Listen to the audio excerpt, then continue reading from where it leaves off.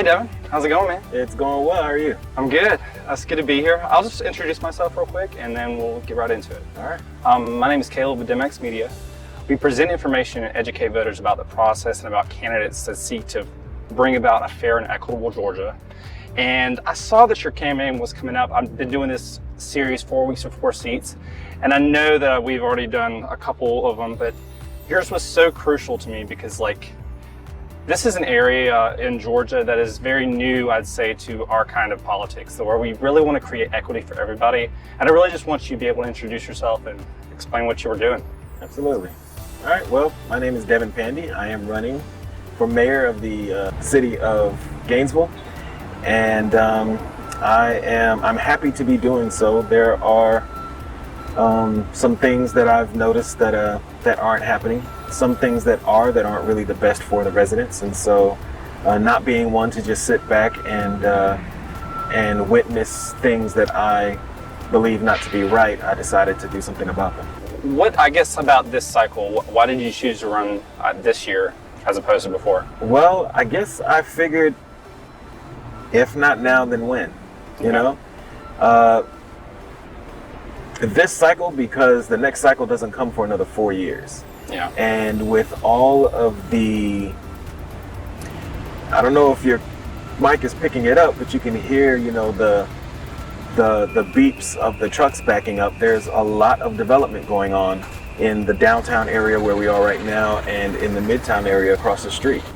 And it seems great, to the naked eye. To someone from the outside looking in, it seems great. Even from the inside, for some people, it may look great. But these new developments are developed to meet the developer's bottom line.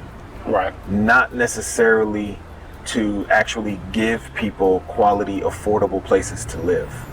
And so, our median income here only allows for $650 a month to be spent on rent before a family is considered cost burden.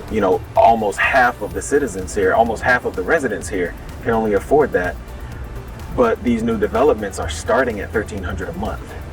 And I'm not saying that that's a bad thing. There are people in this city and people who are commuting now to work who can move here and afford that.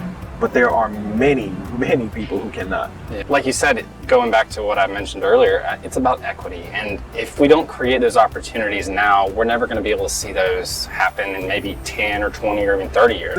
Exactly. And that's part of what I'm looking at, is that, one, we have generations of people here who are being or will be priced out of the city.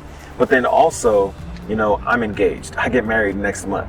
We plan on having children in the very near future. In 18, 20 years from now, will my kids be able to afford to live here? Yeah. Will your kids be able to afford to live here? Those are the people. I am in this to work to help our current residents thrive and to protect the posterity of those residents. I'm sure you have some concrete goals that you'd want to achieve by the end of your term, but what would you see you'd want to definitely have done by the end of your first term as mayor? One of the things would definitely be working on the housing affordability issue. We have homeless people here in Gainesville who work. They work. They're not lazy. They don't want to be homeless.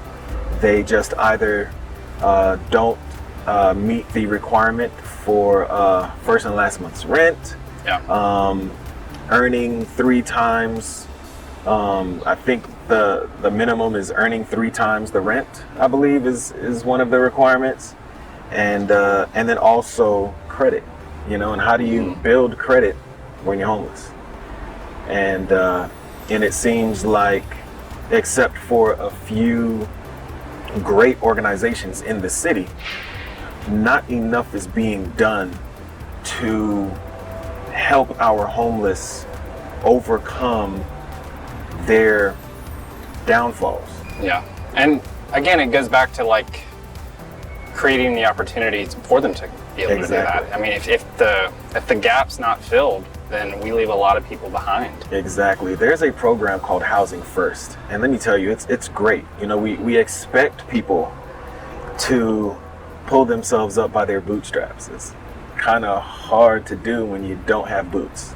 Right. You know, it's and so Housing First, their mission is to give the housing first, get these people housed.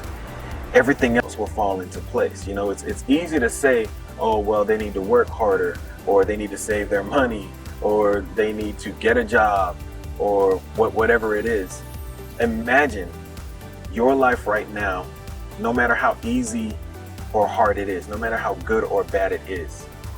Imagine all of these stresses that you have in your life: feeding your children, keeping them clothed, keeping a roof over your heads, and food and clothing on your back.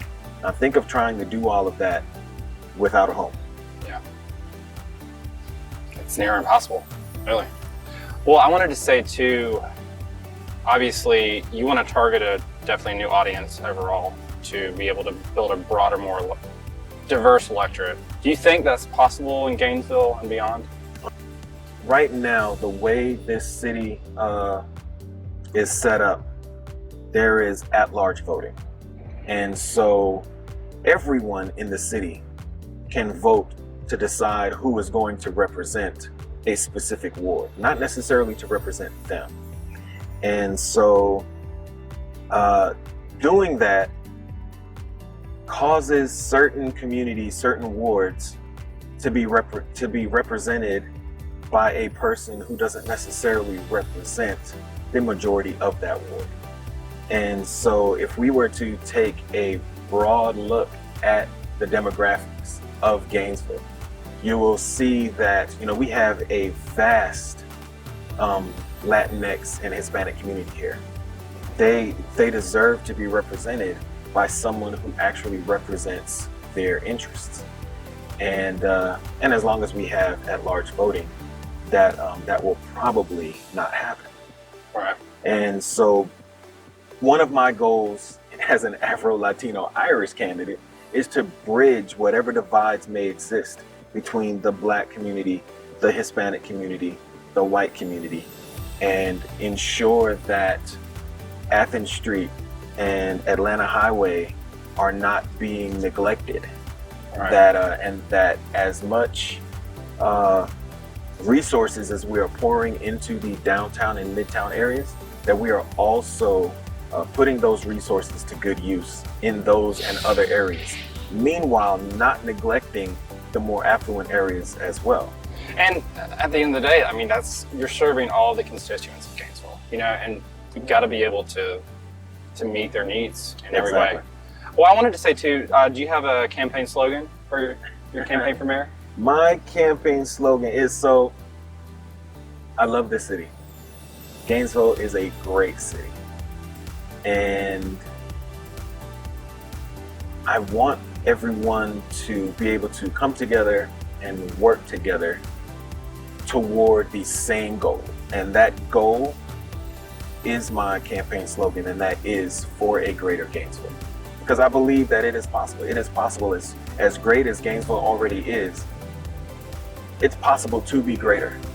And as long as we are pulling in the residents and the small businesses and everyone who has a stake in the prosperity of Gainesville, and actually giving them a voice, not just a seat at the table, but a voice in the conversation. As long as we are doing that, I think that Gainesville can be great. There haven't been many people of color, and I am only one of few who have actually run for mayor. And if you would like to check out my platform some more, you can go to mayorofgainesville.com. I'm here to be a voice for them while ensuring that while we are taking care of them, that we are not neglecting anyone else. Well, thank you, Devin. I appreciate it. You're very welcome. Again, this is Caleb with DemX Media, 4 weeks for 4 seats.